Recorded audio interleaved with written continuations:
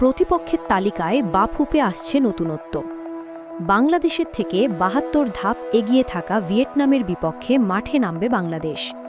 চেষ্টা চালাচ্ছে ইউরোপ এর কোনো দলের সাথে ম্যাচ আয়োজন করার।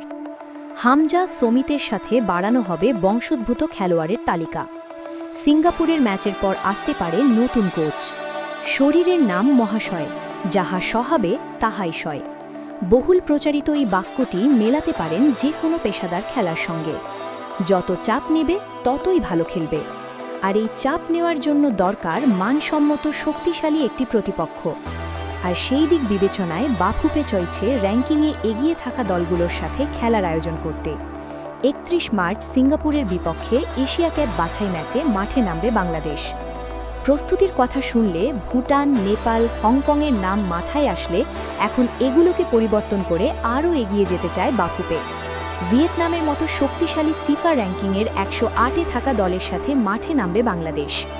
এছাড়াও ইউরোপের কোনো এক দলের সাথে ম্যাচ খেলার কথা চিন্তা করছে বাফুপে। শুধু হামজা ও সমিত নয়, নতুন নতুন তারকাদের ফেরাতে চায় বাফুপে।